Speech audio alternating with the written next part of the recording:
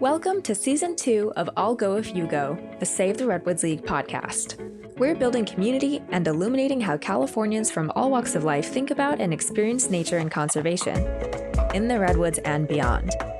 I'll go if you go, because when we explore together in community, the experience is all the more powerful.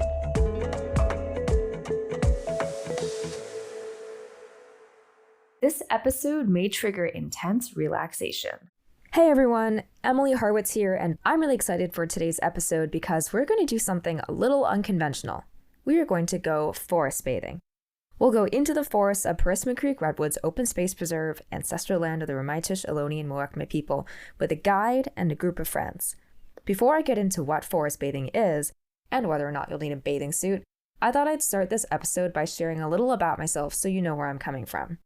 I spent my early childhood in Miami, Florida, running around after lizards, squawking at seagulls, and climbing the sea grape tree in my grandparents' yard. It was easy for me to feel connected with nature because it was everywhere, and I had my grandmother to guide me. My grandmother was active in South Florida's conservation scene, working to protect places like Biscayne Bay and Key Largo. She spent a lot of time outdoors with me and my sister, shaking tiny crabs out of sargassum weed and watching monarch caterpillars munching on milkweed. I'm so grateful for my early exposure to nature and to my grandmother who helped me feel like a part of it. Fast forward to now, and I call San Francisco home, with its towering redwoods, rolling hills of oak trees, and majestic views of the Pacific Ocean. I'm a science writer, photographer, and now podcaster. Thanks everyone for tuning in. And one of my favorite subjects to explore isn't just our connection to nature, but our place within nature. Nature isn't just the great outdoors, but also the weedy things in sidewalk cracks. Living in a city, it can be hard to feel connected to it sometimes, but that's where something like forest bathing comes in. It's called forest bathing, but you can do it anywhere there's a bit of life around you. We'll get into that a bit later. But for now, what is forest bathing anyways? Forest bathing is, in a nutshell, a series of invitations that are presented by the guide, in this case myself, that offer you, the participant, an opportunity to explore nature in a slightly different way, to connect to your surroundings, and perhaps even to yourself. That was the voice of Juan Lazo Bautista, certified forest bathing guide, and our guide into the forest today. Forest bathing began or was created as a term in the Japanese government back in the 1980s, termed Shinrin-yoku, which translates roughly to forest bathing. At the time, the Japanese people were suffering from many chronic illnesses related to stress, burnout, and so the Japanese government offered this as an incentive for folks to go out into natural spaces and to rest and recover. Since then, the practice has grown in that particular way in Japan and has really allowed for their Forest Service to create locations and trails that are unique for forest bathing. This particular practice that we will be doing today is based off of the Japanese interpretation of forest bathing, of Shinrin-yoku. However, there are some, I would say, key differences in that this is more going to be about how you feel, what you are perceiving, rather than what your health outcomes are. There is no right or wrong way of doing forest bathing. It is merely a way to engage with something that is here and has always been here. I want to also acknowledge that peoples long before me and before folks who are currently inhabiting this land have tended to this land. And as such, I want to make sure that we also offer the utmost respect for this particular land that we're on. And that includes looking out for any particular plants or animals that may be amongst us and allowing them to also continue with their days so that we may also do the same. Going into this, I did not know what to expect. To be honest, I thought I was already pretty good at being mindful in nature.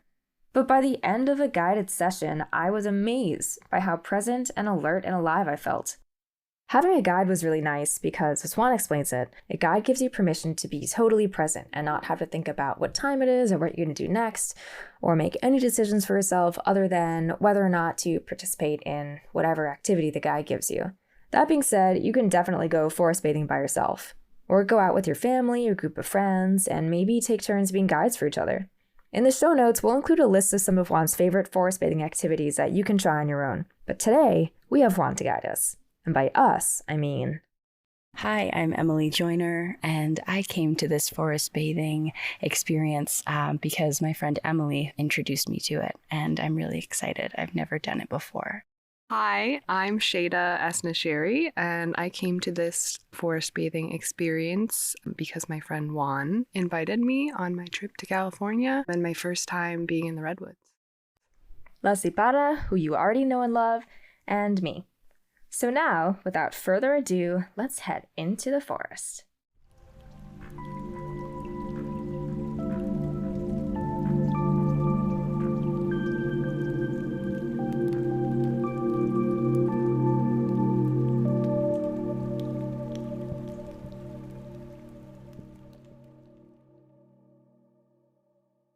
So I'll share a little bit about my own kind of journey into forest bathing and how it's been in itself an exploration of myself and how I view myself within the context of, the world, my surroundings, the environment.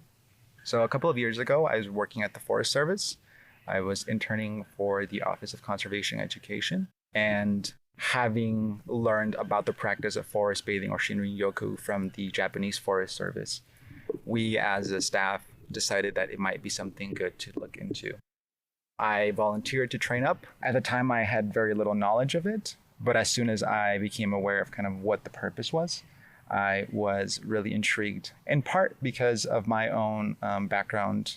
I was born and raised in Oaxaca, Mexico, and my family has long standing connections to the land based on textile weaving and using natural dyes.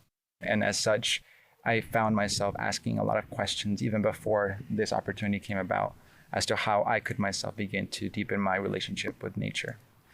And so this was a kind of a natural way for me to do that, maybe to begin to ask, but also answer some of those questions. So what is it that we're bathing in? I genuinely believe, again, this is my interpretation of it, is that you are bathing in that relationship. So forest bathing perhaps is the setting.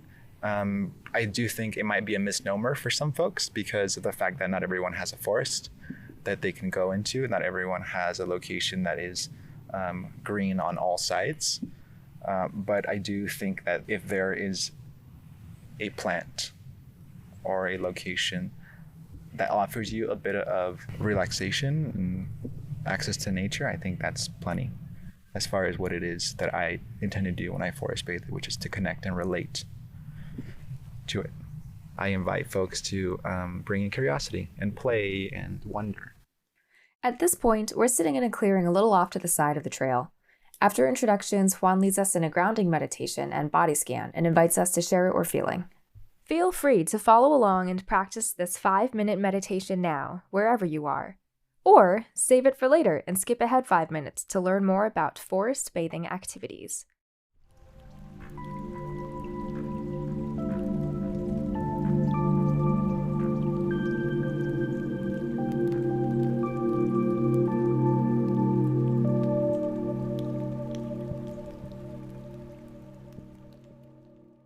Continue to take deep breaths and noticing where your hips may be, how they may be feeling. Move through your spine and into your shoulders.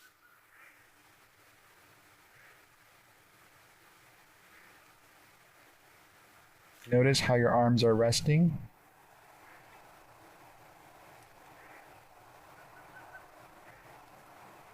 How are your roots connecting to the rest of your body? If you were to imagine them as branches.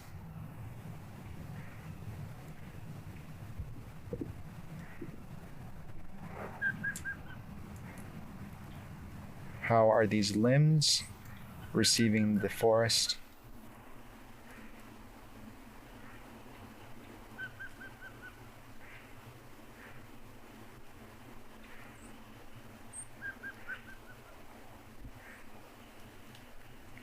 And moving in towards your neck and your head, taking note of the sounds that you may be receiving, of the smells you may be smelling, and of the taste you may be tasting.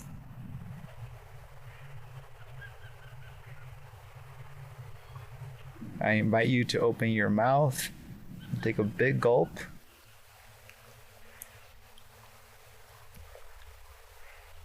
What does that taste like?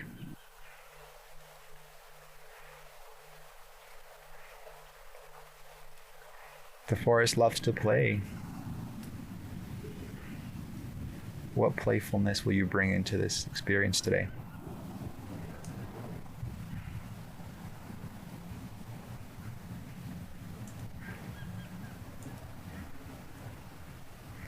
As you notice your body settling into this particular space, I invite you to bring in an intention that you may want to bring in for yourself for today. This may look like a question. This may look like an image in your mind.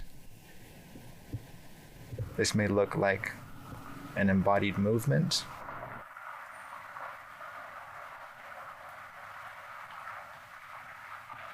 Give yourself permission to ask. And don't feel as though you have to only do one question.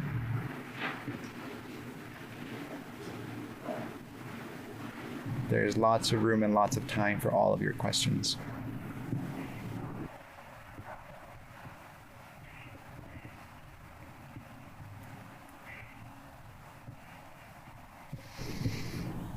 Let's take 3 breaths at your own pace, as deep as you can.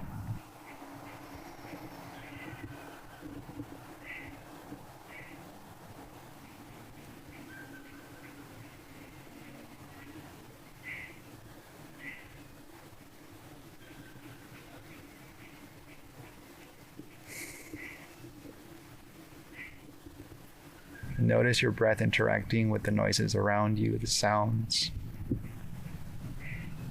What does it feel like to be part of the symphony? How are you reciprocating what the forest is already giving you?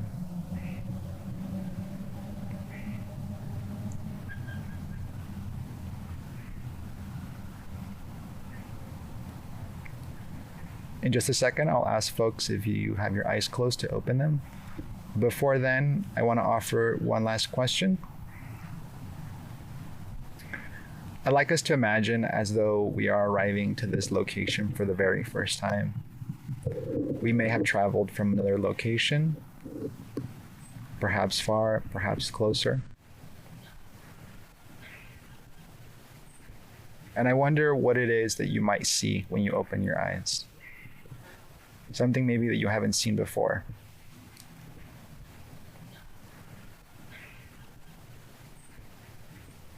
I ask that you hold things loosely, meaning that you just notice. Avoid assigning meaning. When you're ready, feel free to open your eyes.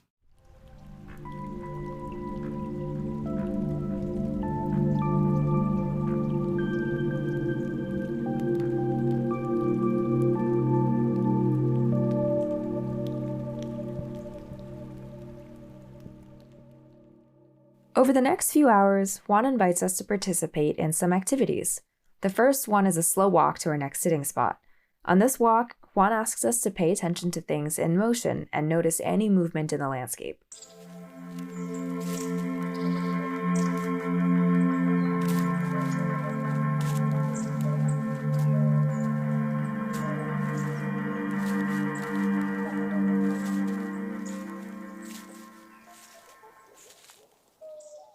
We've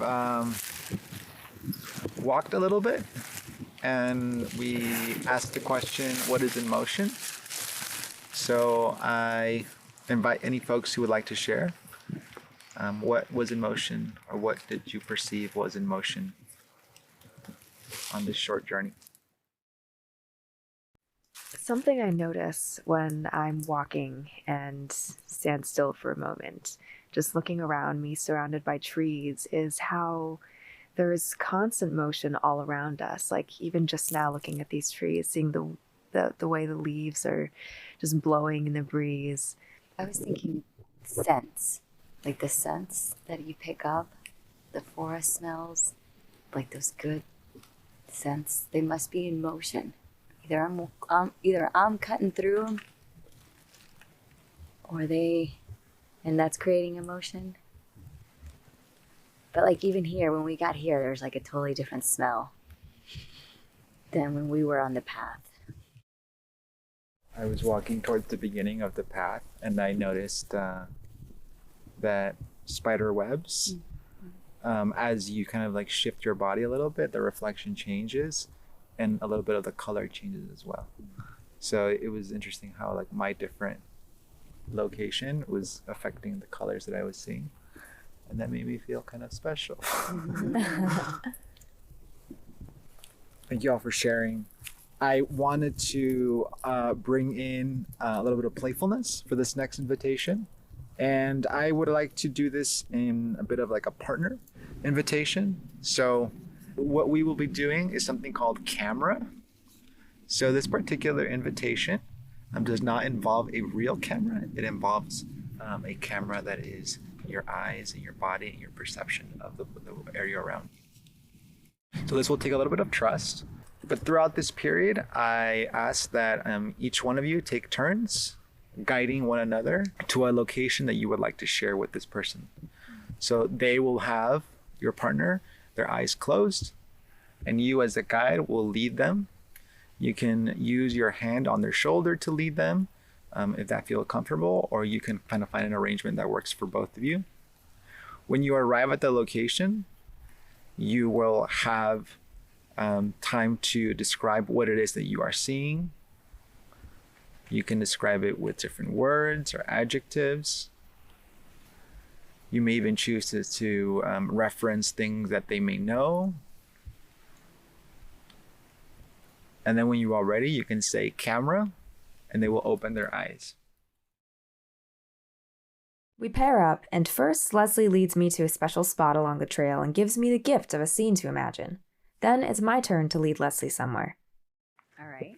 Okay.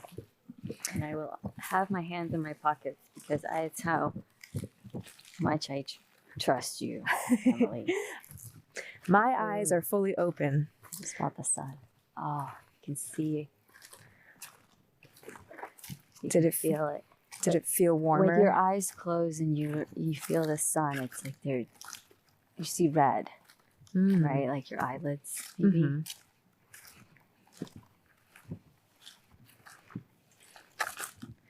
Okay, so we're walking.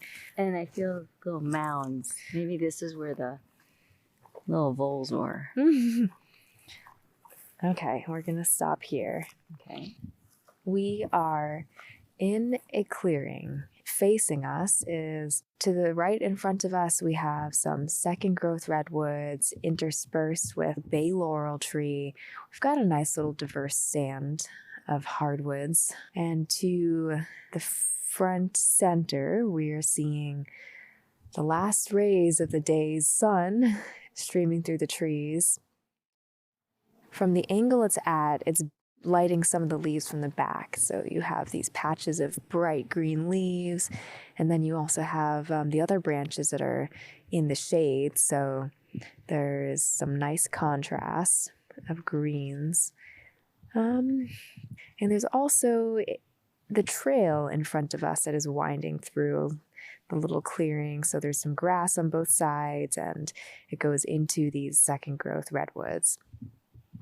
All right. That's a good job, by the way. And before I open my eyes, I think Bob Ross couldn't have described it any better. Bob Ross, I'm honored. Oh, yeah. Explore Redwoods is your portal into California's magical coast redwood and giant sequoia forests. Visit exploreredwoods.org to learn what's available in more than 100 redwood parks and plan an unforgettable adventure. From hiking and biking trails to camping to swimming holes, this web-based app will get you there. Visit exploreredwoods.org. For the final activity, Juan invites us each to go off on our own and choose somewhere to sit and reflect. After 15 minutes or so, he calls us back to sit in a clearing, which was comfy and fluffy with redwood duff, and to share our thoughts.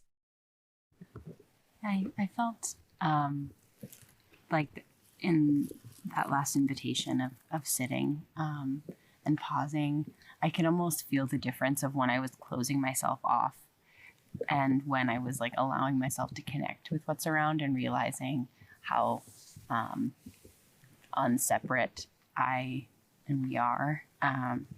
And the feeling of closing off feels like narrow and tight and kind of like not super pleasant. And then the opening maybe feels a little scarier, more new, but also it puts things in perspective. There's this feeling like, oh, my worries, my individual worries, or this conflict or that, in tracking and seeing all the like nooks and crannies and like just vastness. I feel like, oh, it's all kind of swirling. It maybe isn't so important in that individual type of way. Does anyone feel physically different now than at the beginning of our forest bathing adventure today? Mentally, I'm extremely stimulated. Like there's tons of stuff going through my mind right now. Like even just focusing on the ground floor for a little bit, and you can see so much activity going on. I just saw like one insect walk by. Like I noticed so much, and things that we take for granted sometimes for just being out here. You don't get to. I mean, just even all the different calls that we heard. Like if we didn't have those moments to just sit with our thoughts, I would have missed out on that probably. Right, like there's so much sound, so much life around us and activity that if we're out here and not really present, I feel like the brain could easily filter out into background noise. But being here and intentionally forest bathing is allowing the background to come into the foreground. Like there's no, like as Emily, as you were saying earlier, it's like not a separation of me with their surroundings. I'm a part of what's here now. Mm-hmm. Just feeling a lot of gratitude and just that like fun, like that there's something just like fun and childlike, Leslie, like you were saying, and it's really just special. So grateful and just feel glowy feelings. So just to close us out, I want to extend my appreciation to all of you. I want to just say that this experience has allowed me to reconnect with, I think, a practice that maybe I had let go of a little bit, in part because of the pandemic, because it was difficult to bring people together. And also something that I can do on my own. And so for folks listening, I invite you to bring in some curiosity into your experience outdoors, whether that be through forest bathing or other practices. I find it really stimulating, fulfilling to continue asking questions of myself and the place that I am, because that's what makes life, in my particular perspective and my experience, really, really enjoyable. All right, Juan, now it's my turn to give you an invitation, which is to a lightning round of questions about some fun things you've been up to lately. So, can you name one thing right now that's getting you excited?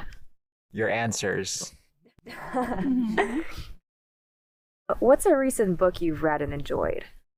I recently finished The Parable of the Sower by Octavia Butler. What is your current go-to comfort food? Ramen. Nice. What's your favorite redwood park and why? Simply because I just visited this week, I would say the Henry Cowell State Park in Santa Cruz. That's a beautiful one. Was the river running this time of year? It was.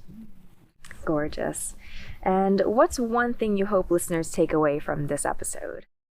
That there is more than one way of being outdoors. Awesome. Well, thank you so much. Yay! Collective sounds of joy. We have been bathed. That feels clean. Thanks everyone for tuning in, and remember to check out the show notes for Juan's list of 5 forest bathing activities you can do on your own or with your group of friends.